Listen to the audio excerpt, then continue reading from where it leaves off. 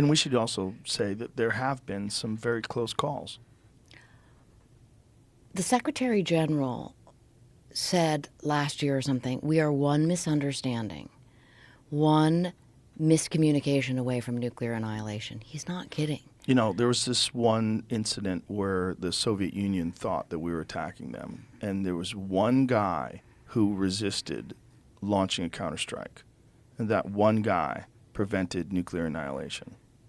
One guy said, I think this is an error. This doesn't make sense. I'm not doing this. And that one guy saved us. I don't remember what the incident was. Like, what do you remember? Yeah. What was the exact issue? So his name was Petrov, and it was in 1983. So what's even more remarkable about him is this was at a time of, absolute animosity, enmity between the two nations. It was a really precarious time in the world. And Petrov was in a early warning radar system, like outside of Moscow, that reads data of possible incoming nuclear missiles.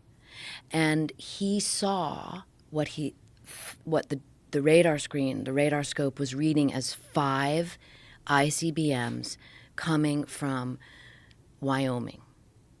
5. He knew that we would send 1,000 missiles if we were going to launch. And so he questioned the data, which is just so remarkable in its own conception when you think about that. He questioned it, and he didn't send it up the chain of command as a missile attack. So what was it? Well, I get into this in the book, which is terrifying. So, okay, let me back up for a second of how good our technology is.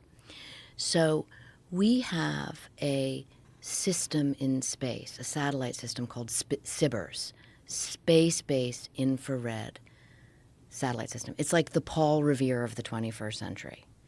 It is parked over our enemies that have nuclear weapons, and it can see and detect a nuclear launch of an ICBM in a fraction of a second, Joe. Confirmed fact.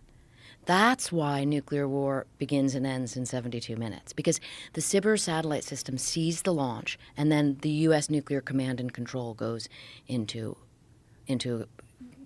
begins. And by the way, an ICBM cannot be redirected and it cannot be recalled.